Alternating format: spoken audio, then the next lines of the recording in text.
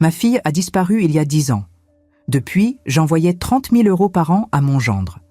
Le jour de l'anniversaire de ma petite fille, elle m'a attiré près d'elle et m'a dit qu'elle avait un cadeau rien que pour moi. Ce qu'elle m'a remis a glacé mon sang. Avec, il y avait un mot écrit à la main. « Suis mon père tous les mardis ». Ce que j'ai découvert ? Bonjour, je m'appelle Monique. J'ai 63 ans. Et ce que je vais vous raconter aujourd'hui est l'histoire la plus douloureuse de ma vie. Avant de commencer, je vous demande gentiment de vous abonner à cette chaîne, de laisser un like sur cette vidéo et de commenter d'où vous nous écoutez. Votre soutien compte énormément. Merci. Maintenant, je peux commencer. Lyon, France. Octobre 2024. La pluie fine tambourinait contre la vitre de mon petit appartement dans le quartier de la Croix-Rousse. J'étais assise à la table de la cuisine, l'ordinateur portable ouvert devant moi, l'écran de ma banque éclairant mon visage fatigué. Il était 21 heures passées. Dehors, les rues luisaient sous les réverbères. J'ai tapé lentement le montant, comme tous les mois depuis 10 ans. 2 500 €. Destinataire, Christophe Mercier, mon gendre. J'ai respiré profondément avant de valider le virement. Mes doigts tremblaient légèrement. Ce n'était pas à cause de la somme, même si 2 500 € représentaient presque la moitié de ma retraite d'enseignante. C'était à cause du souvenir qui venait avec. Nathalie, ma fille, disparue depuis 2015. J'ai fermé les yeux et j'ai revu son visage. Ses cheveux châtains, ses yeux verts qu'elle avait hérités de son père, son sourire timide qu'elle partageait rarement avec moi, sa façon de baisser la tête quand elle était mal à l'aise. Notre relation n'a jamais été facile. Nathalie a toujours été distante, fermée, depuis l'adolescence. J'ai essayé de me rapprocher d'elle. J'organisais des sorties. Je lui posais des questions. Je tentais de comprendre ce qu'elle ressentait. Mais chaque tentative semblait la repousser encore plus loin. Elle me regardait avec une sorte de lassitude, comme si j'étais une étrangère qui s'imposait dans sa vie. Quand elle a épousé Christophe, je n'ai pas approuvé. Il était froid, calculateur. Il parlait peu, souriait encore moins, et me regardait toujours avec une certaine méfiance. Mais Nathalie l'a choisi, et je me suis tue, comme toujours. Puis est venue Jade, ma petite fille. Une petite fille aux grands yeux noirs et aux cheveux bouclés. Elle avait 3 ans quand Nathalie a disparu. Je me souviens encore de l'appel téléphonique de Christophe. C'était un mardi soir, en novembre 2015.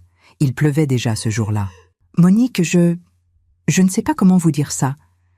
Nathalie est sortie hier soir vers 22 heures et elle n'est pas rentrée.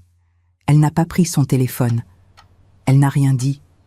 La police enquête déjà. » Je me souviens du désespoir dans sa voix, de l'agitation des premiers jours, des recherches organisées dans les parcs, le long du Rhône, dans les quartiers qu'elle fréquentait.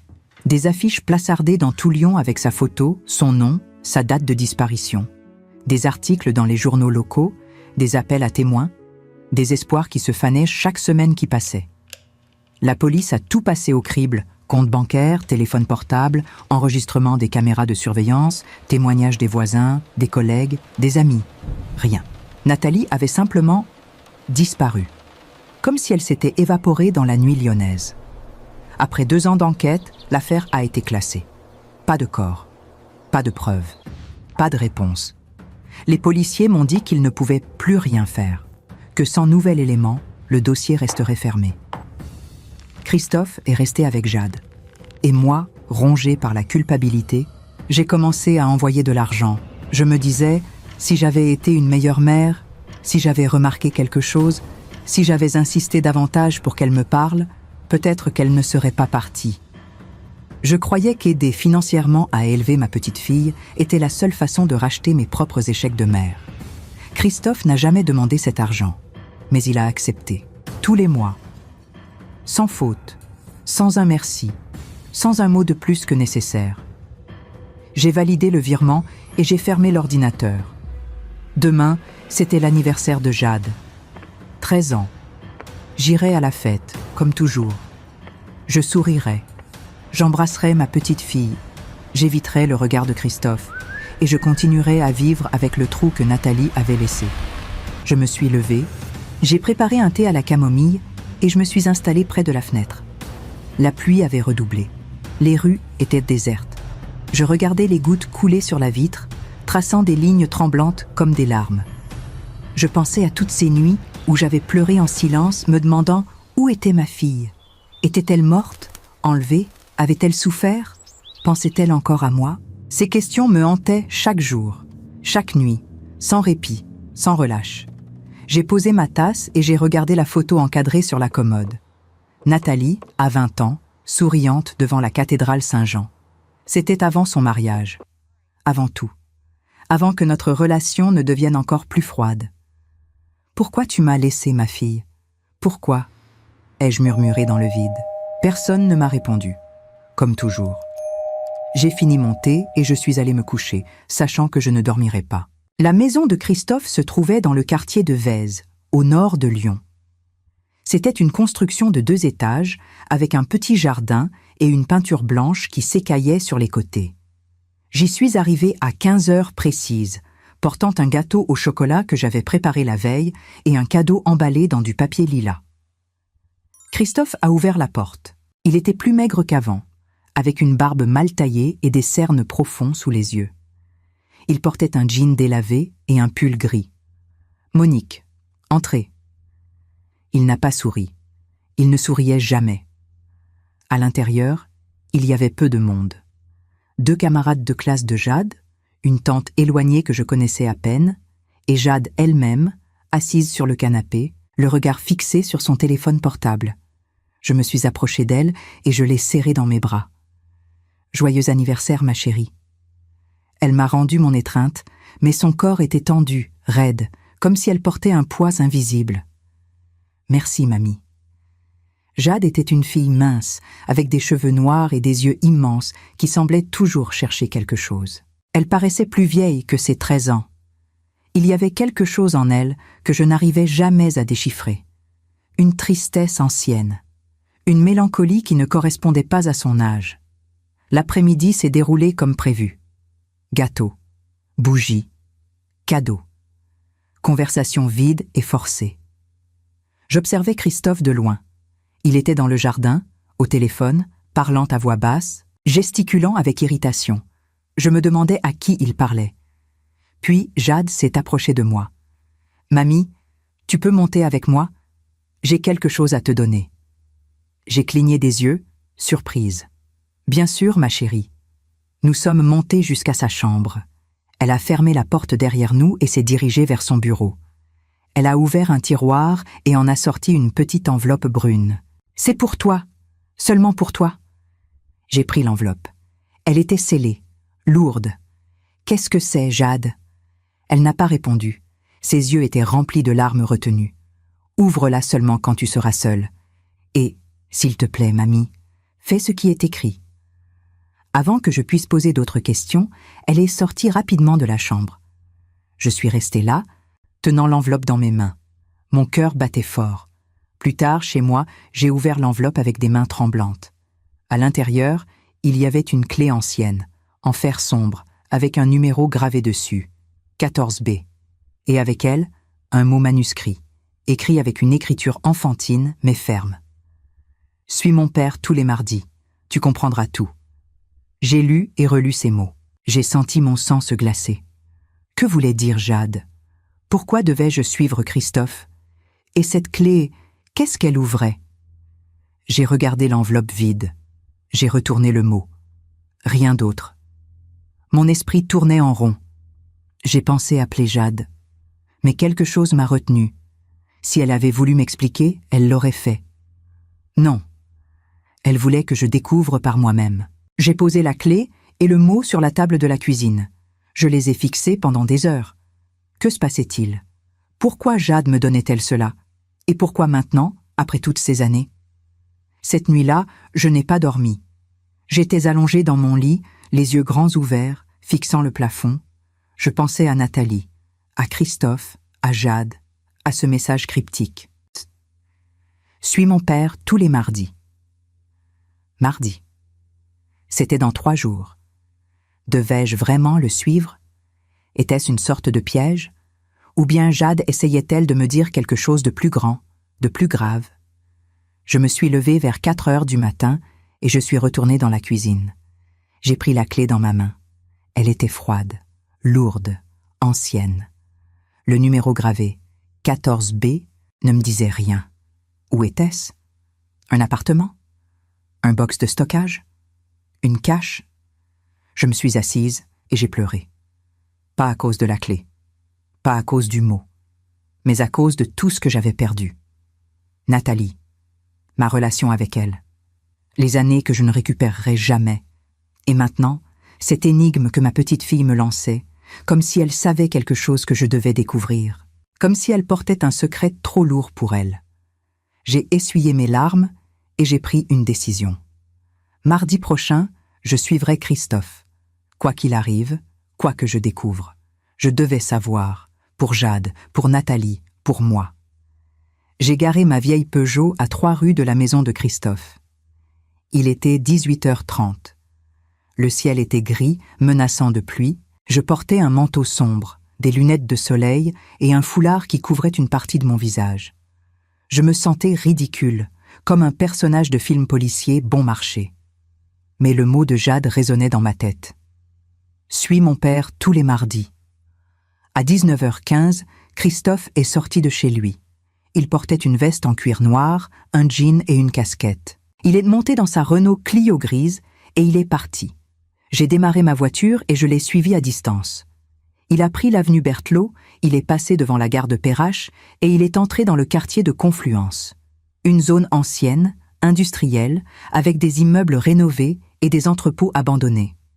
Christophe s'est garé devant un immeuble étroit de 5 étages, sans plaque, sans identification. Les fenêtres étaient fermées par des persiennes. Il est sorti de la voiture, a regardé autour de lui et je me suis baissée sur mon siège. Puis, il est entré rapidement par la porte d'entrée. Je suis restée là, attendant. J'ai noté l'adresse dans mon carnet, rue de la Quarantaine, numéro 14. 20 minutes plus tard, Christophe est ressorti. Il portait un sac en plastique. Il est monté dans sa voiture et il est parti. Je suis restée encore un moment, observant l'immeuble. Qu'est-ce qu'il faisait là? Pourquoi cet endroit? Et pourquoi tous les mardis?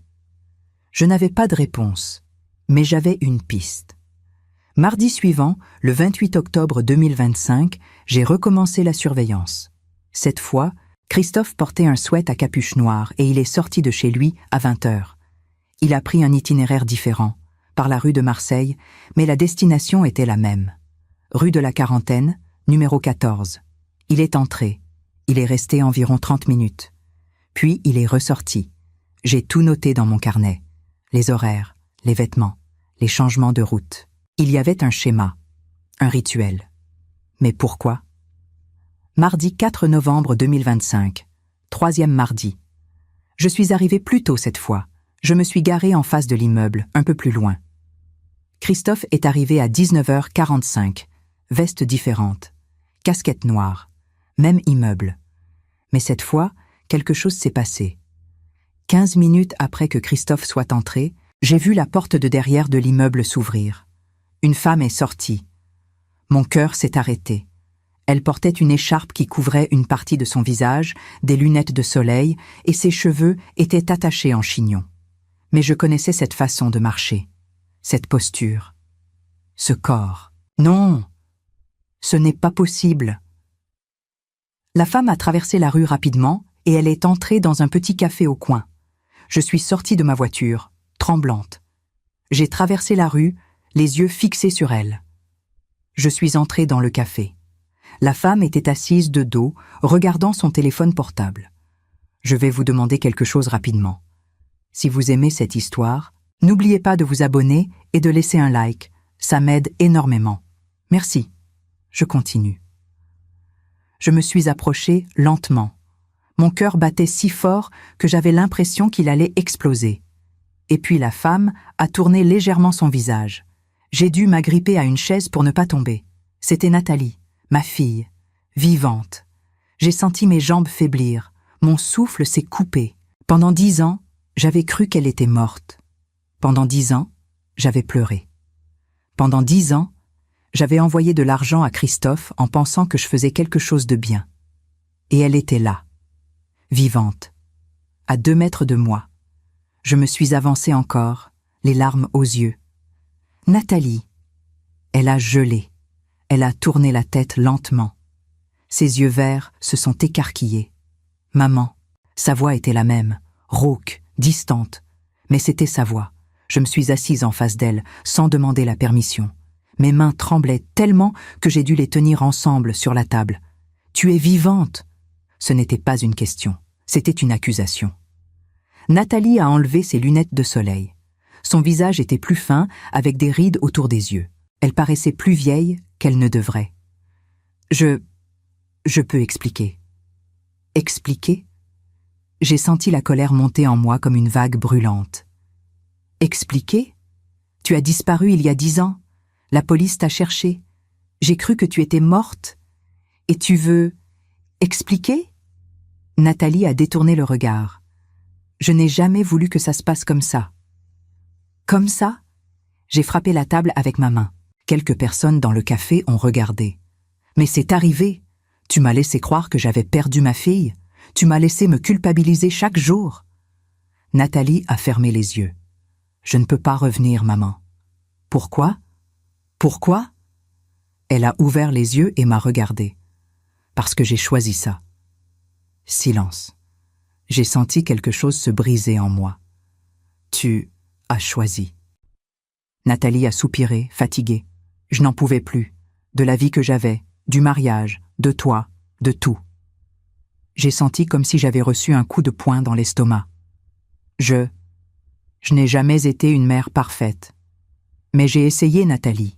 J'ai toujours essayé. Elle m'a regardée et pour la première fois, il y avait de l'émotion dans sa voix. Je sais, mais je ne t'ai jamais demandé d'essayer. Je voulais juste disparaître. Lyon, France. Café dans la rue de la Quarantaine. 4 novembre 2025. Je ne pouvais plus respirer. Nathalie était là, devant moi, vivante, entière, en train de me dire qu'elle avait choisi de disparaître. 10 ans. 10 ans de douleur, de culpabilité, de nuits blanches, de virements bancaires, de mensonges. J'ai senti la rage monter en moi comme de la lave en fusion. Et Jade ? Nathalie a détourné le regard à nouveau. Elle va mieux sans moi. Mieux ? J'ai serré les poings sur la table. Mieux ? Elle a grandi sans sa mère. Elle a 13 ans et elle porte un poids que je ne comprends même pas. Nathalie n'a rien dit. Elle regardait par la fenêtre, comme si elle voulait s'échapper. Et Christophe, il sait ? Elle a hoché la tête, depuis le début. J'ai senti mon cœur se tordre. Vous avez planifié ça ensemble ? Elle a hoché la tête à nouveau. Oui. Je ne pouvais pas y croire. Et l'argent ? Les 2500 € que j'envoie tous les mois ? Nathalie a hésité. Ses yeux se sont remplis de quelque chose que je n'arrivais pas à identifier. De la honte. Du regret ? Une partie va à Jade, une partie pour moi. J'ai senti la nausée me monter à la gorge. Vous m'avez utilisé. Elle a secoué la tête faiblement. Ce n'était pas comme ça. J'ai explosé. C'était exactement comme ça. Vous m'avez transformée en idiote. Je croyais que j'aidais ma petite fille. Je croyais que je faisais quelque chose de bien. Nathalie n'a rien répondu. Elle regardait ses mains posées sur la table. J'ai pris mon sac. Mes mains tremblaient tellement que j'avais du mal à le tenir. « Où est-ce que tu vis ?» Elle n'a pas répondu. « Où ?» ai-je crié. Elle a pointé du doigt vers l'immeuble de l'autre côté de la rue. Appartement 14B. La clé. Tout s'est mis en place dans ma tête. Jade savait.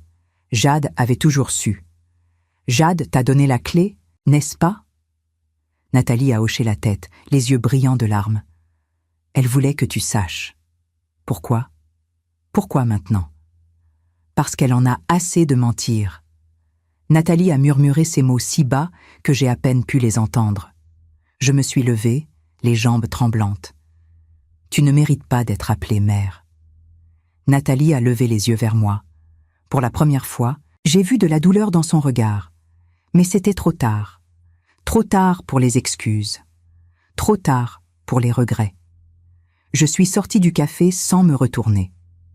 Dehors, la nuit était tombée. Il pleuvait légèrement. Je suis montée dans ma voiture et j'ai conduit jusqu'à chez moi sans même me souvenir du trajet. Une fois chez moi, je me suis effondrée sur le canapé. J'ai pleuré. J'ai pleuré comme je n'avais pas pleuré depuis des années. Pas de tristesse, pas de soulagement, mais de colère, de trahison, ma propre fille, mon propre gendre. Ils m'avaient manipulée pendant 10 ans. Ils avaient fait de moi une marionnette. Et moi, comme une idiote, j'avais payé. J'avais payé pour leurs mensonges, pour leur lâcheté. J'ai regardé la clé 14B posée sur la table basse. Je l'ai prise dans ma main. Elle était froide, lourde. Je devais voir, je devais comprendre. Où vivait ma fille pendant que je la pleurais? Comment vivait-elle pendant que je m'épuisais à envoyer de l'argent chaque mois? Le lendemain matin, je suis retournée rue de la Quarantaine. J'ai garé ma voiture devant l'immeuble. J'ai sorti la clé de mon sac. J'ai monté les escaliers jusqu'au premier étage. Devant la porte 14B, j'ai hésité. Mes mains tremblaient, mais j'ai inséré la clé dans la serrure. J'ai tourné. La porte s'est ouverte.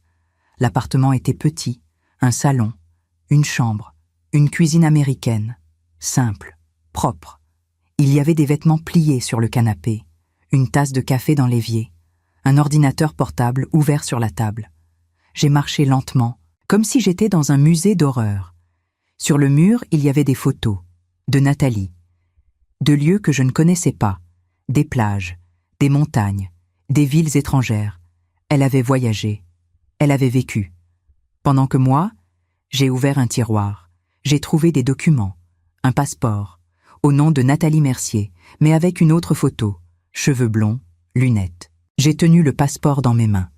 Elle avait recommencé. Elle avait créé une nouvelle vie.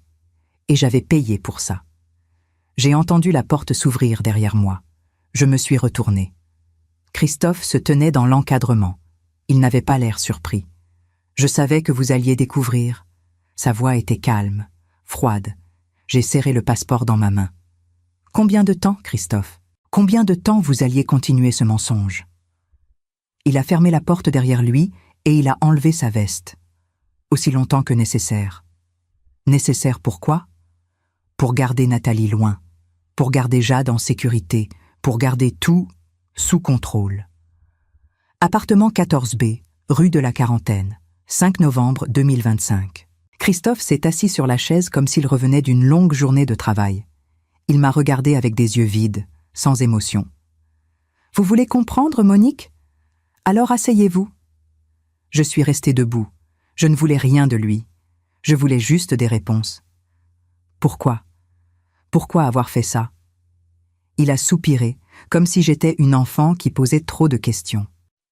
Parce que Nathalie voulait partir, et moi, je ne voulais pas perdre Jade. J'ai secoué la tête. Ça n'explique rien. Elle aurait pu divorcer. Elle aurait pu partir légalement.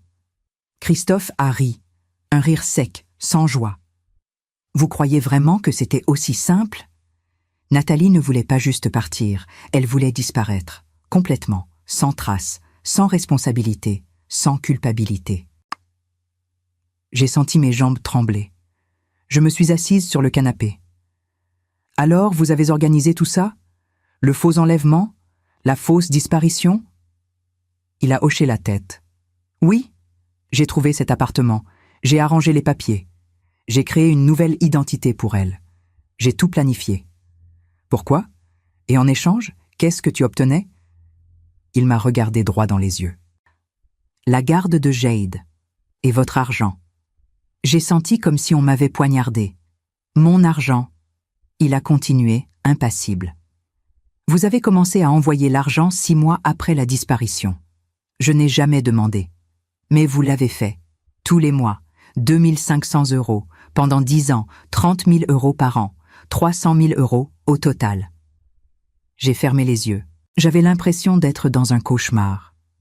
Et une partie allait à Nathalie? Christophe a hoché la tête. Oui, 1 000 € par mois. Le reste, je le gardais pour Jade. Et pour, disons, mes services. Ses services.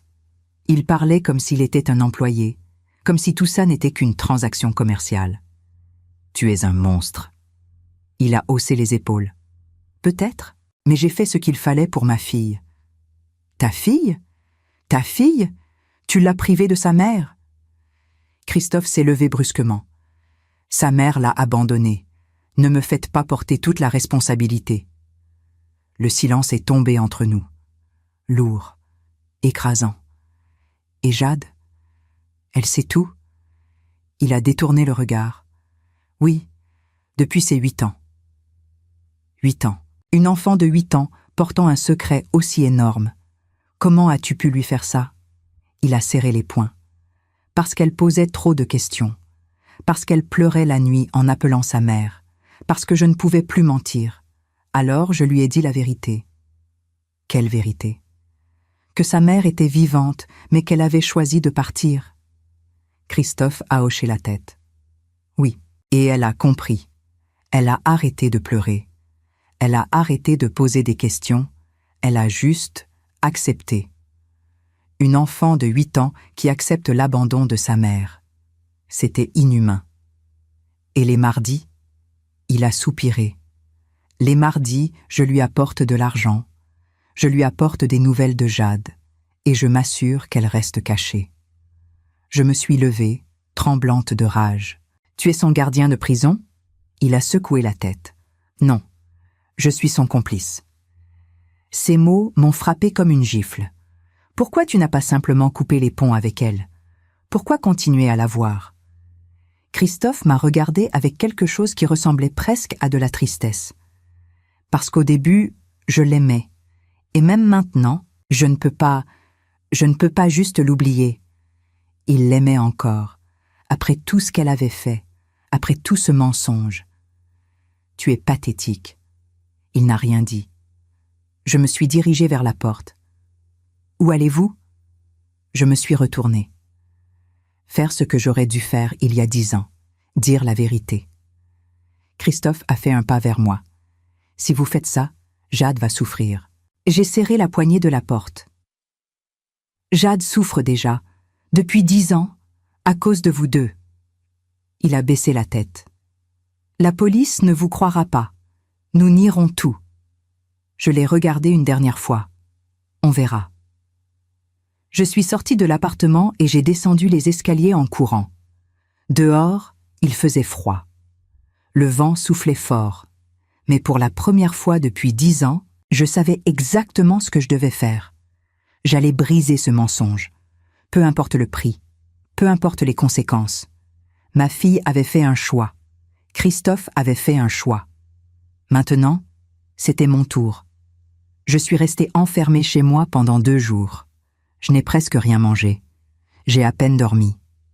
Je tournais en rond dans mon appartement, rejouant chaque conversation dans ma tête, chaque mensonge, chaque manipulation, chaque virement bancaire que j'avais fait en croyant bien faire. J'avais été une idiote, mais maintenant, je savais.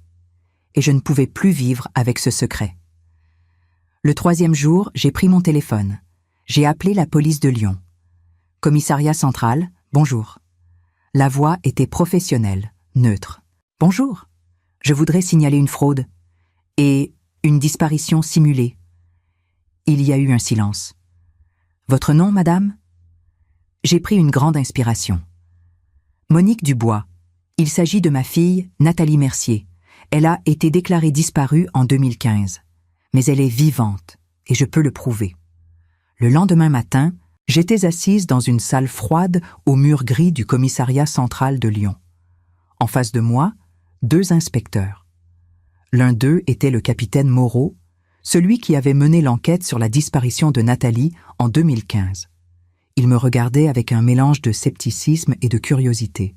« Madame Dubois, vous affirmez que votre fille, Nathalie Mercier, portée disparue depuis 9 ans, est en vie ?»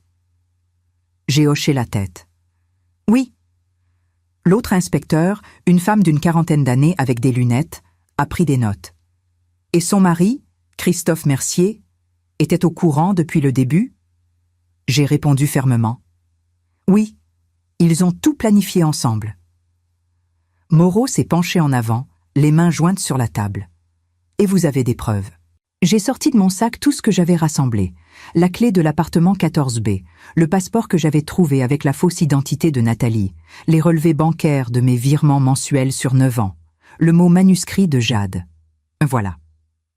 Moreau a examiné les documents en silence. Il a pris le passeport, l'a feuilleté, puis l'a reposé. Ce passeport prouve qu'elle a une fausse identité.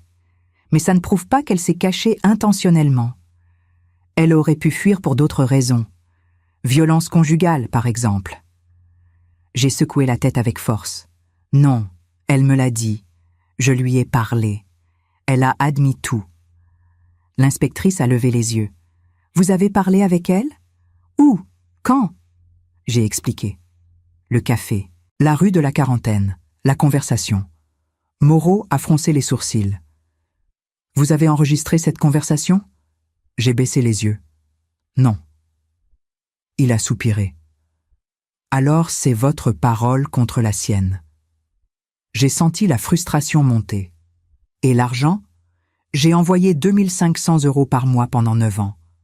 Ça ne prouve pas qu'il m'utilisait? L'inspectrice a secoué la tête, doucement. Techniquement, madame, vous avez fait des virements volontaires. Personne ne vous y obligeait. Ce n'est pas un crime de recevoir de l'argent offert librement. Je me suis sentie impuissante. Alors vous n'allez rien faire? Moreau a croisé les bras. Nous allons enquêter, madame Dubois. Nous allons interroger monsieur Mercier. Nous allons essayer de localiser officiellement Nathalie. Mais je ne peux pas vous promettre des résultats rapides. J'ai senti les larmes monter. Elle m'a menti pendant 9 ans. Ils m'ont tous les deux menti. Moreau m'a regardé avec quelque chose qui ressemblait à de la compassion. Je comprends votre colère, madame. Mais la loi est la loi. Nous devons suivre les procédures. Je suis sortie du commissariat le cœur lourd, mais je n'allais pas abandonner. Pas maintenant. 3 jours plus tard, la police a interrogé Christophe. Il a nié tout en bloc. Il a affirmé que j'étais mentalement instable, que je souffrais de délire après des années de deuil non résolu. Il a dit que je m'accrochais à des fantasmes pour ne pas accepter la vérité. Les inspecteurs sont allés à l'appartement 14B. Il était vide, complètement vide. Pas de meubles, pas de vêtements, pas de traces. Nathalie avait disparu à nouveau, mais cette fois, je n'allais pas la laisser gagner. J'ai contacté un avocat, Maître Lefebvre, un homme dans la cinquantaine, spécialisé dans les affaires familiales. Je lui ai tout raconté.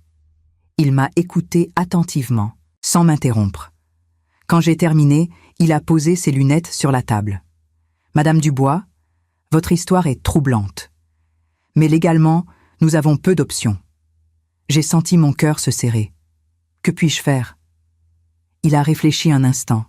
« Nous pouvons demander la garde de votre petite fille. Nous pouvons arguer que Christophe a été négligent émotionnellement et qu'il a impliqué Jade dans une fraude. Ce n'est pas gagné, mais c'est possible. » J'ai hoché la tête. Faisons-le. Le processus a été long, épuisant, douloureux. Les audiences, les témoignages, les expertises psychologiques. Christophe s'est battu, mais Jade a parlé. Elle a raconté tout ce qu'elle savait. Et en janvier 2025, le juge a rendu sa décision. Lyon, France. Tribunal de grande instance, janvier 2025. La salle d'audience était petite, sobre, avec des murs beiges et des bancs en bois sombre. J'étais assise à côté de mon avocat, Maître Lefebvre. De l'autre côté, Christophe était accompagné de son avocat, un homme jeune au costume impeccable. Jade était assise au fond de la salle, accompagnée d'une assistante sociale. Elle me regardait avec des yeux pleins d'espoir et de peur.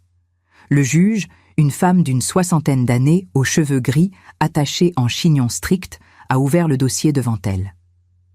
Affaire Dubois contre Mercier. Demande de garde de la mineure, Jade Mercier. Mon cœur battait si fort que j'avais l'impression qu'il allait exploser. Maître Lefebvre s'est levé. « Votre honneur, ma cliente, Madame Monique Dubois, demande la garde de sa petite-fille Jade Mercier, âgée de 13 ans. Nous avançons que Monsieur Christophe Mercier a été négligent émotionnellement envers l'enfant et qu'il l'a impliqué dans une fraude familiale complexe qui a duré 9 ans. » L'avocat de Christophe s'est levé immédiatement. « Objection. Votre honneur. Il n'y a aucune preuve de fraude. Monsieur Mercier a été interrogé par la police et aucune charge n'a été retenue. » Le juge a levé la main. « Maître, asseyez-vous. J'ai lu le dossier. J'ai également lu les déclarations de la mineure. Elle s'est tournée vers Jade. « Mademoiselle Mercier, pouvez-vous vous approcher ?» Jade s'est levée, tremblante. Elle s'est avancée vers la barre des témoins. La juge lui a parlé avec douceur. « Jade, tu n'as pas à avoir peur. Je veux juste comprendre ce que tu as vécu. Peux-tu me dire depuis quand tu sais que ta mère est en vie ?» Jade a regardé son père, puis elle m'a regardé, puis elle a baissé les yeux. « Depuis mes 8 ans. » Un murmure a parcouru la salle. La juge a continué. « Et qui te l'a dit ?»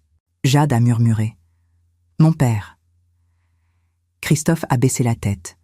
La juge a pris des notes. « Et comment tu te sentais en sachant ça ?»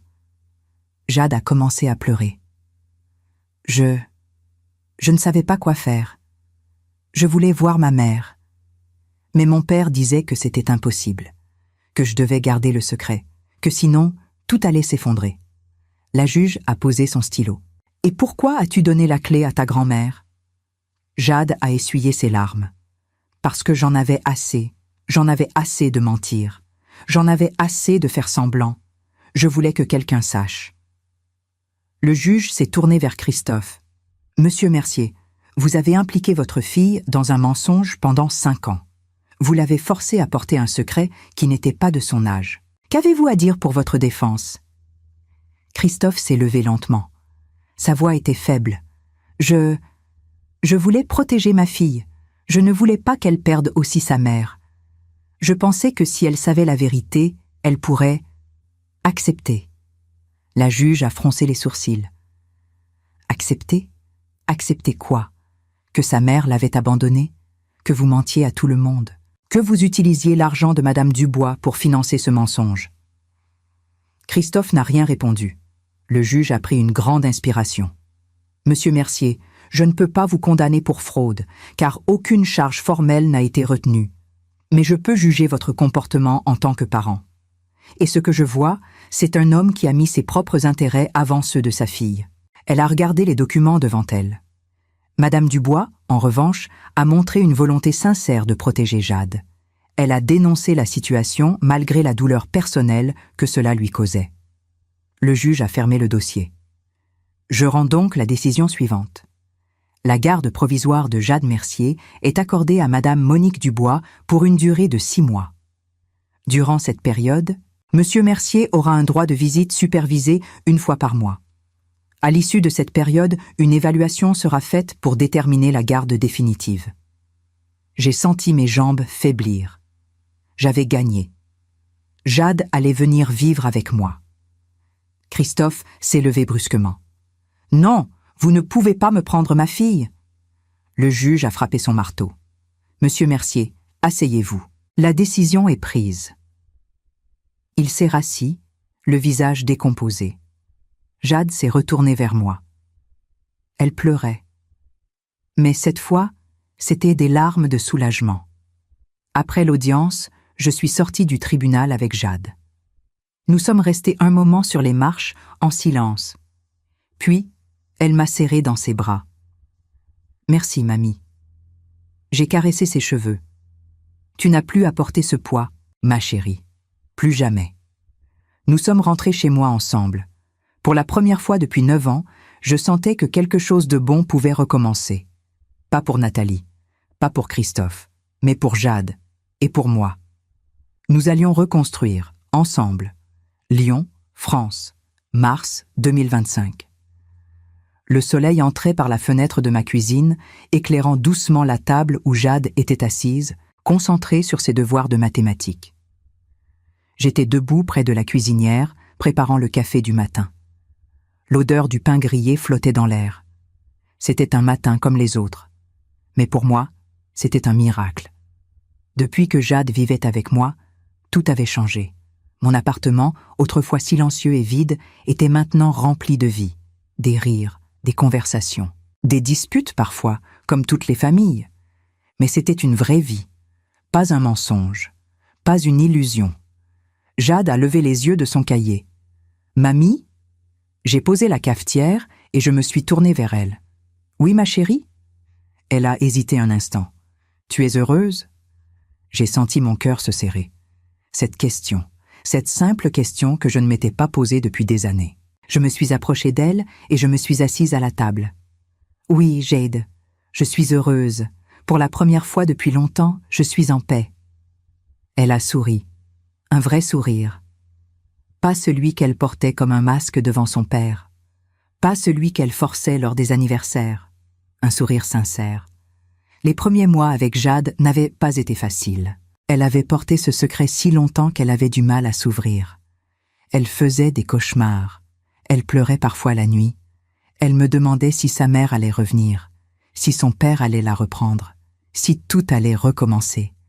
Mais petit à petit, elle avait commencé à guérir. Nous avions trouvé une psychologue, Madame Renaud, une femme douce et patiente qui aidait Jade à mettre des mots sur ses émotions, sur sa colère envers sa mère, sur sa confusion envers son père, sur sa culpabilité d'avoir gardé le secret pendant si longtemps. Et moi, j'apprenais aussi. J'apprenais à être une grand-mère présente, pas celle qui envoyait de l'argent de loin, pas celle qui venait une fois par mois avec un gâteau, mais celle qui était là tous les jours, pour les devoirs, pour les rires, pour les pleurs, pour tout. J'avais arrêté les virements bancaires. Dès que Jade était venue vivre avec moi, j'avais bloqué les paiements automatiques. Christophe avait essayé de me contacter plusieurs fois, des appels, des messages, des menaces même, mais je n'avais pas répondu. Mon avocat s'en était occupé. Christophe avait un droit de visite supervisé une fois par mois. Jade y allait, mais elle revenait toujours soulagée d'être chez moi. Quant à Nathalie, elle n'avait plus jamais refait surface. Les policiers avaient continué leurs recherches pendant quelques semaines après ma dénonciation, mais sans succès. Elle avait disparu pour de bon cette fois. Peut-être avait-elle quitté la France. Peut-être avait-elle changé de ville. Peut-être vivait-elle sous un autre nom, dans un autre pays. Je ne savais pas. Et étrangement, je m'en fichais. Pendant 9 ans, j'avais pleuré ma fille. J'avais culpabilisé. Je m'étais reproché de ne pas avoir été une meilleure mère. Mais maintenant, je comprenais. Ce n'était pas ma faute. Nathalie avait fait ses choix. Des choix égoïstes, des choix cruels. Mais c'étaient ses choix, pas les miens. Et je n'allais plus porter ce poids. Un soir, alors que Jade et moi regardions un film ensemble sur le canapé, elle s'est blottie contre moi. « Mamie ? Oui ? Tu crois que maman va revenir un jour ?» J'ai caressé ses cheveux doucement. « Je ne sais pas, ma chérie. Mais ce que je sais, c'est que tu n'as pas besoin d'elle pour être heureuse. Tu as moi, et je serai toujours là pour toi. » Elle a hoché la tête et elle s'est rendormie contre moi. J'ai regardé son visage paisible. Elle était encore si jeune, elle avait encore tant à vivre. Les mois ont passé. Jade s'est inscrite dans une nouvelle école, plus proche de chez moi. Elle s'est fait de nouveaux amis. Elle a rejoint un club de théâtre. Elle riait plus, elle parlait plus. Elle redevenait une adolescente normale. Et moi, je redécouvrais ce que c'était que d'avoir une raison de me lever le matin. Pas pour envoyer de l'argent, pas pour pleurer le passé, mais pour vivre, pour construire quelque chose de nouveau, pour être là pour Jade. Un mardi soir, alors que je préparais le dîner, j'ai réalisé quelque chose. C'était mardi. Le jour où, pendant 9 ans, Christophe allait voir Nathalie. Le jour où j'envoyais mon virement bancaire. Le jour où tout ce mensonge se perpétuait.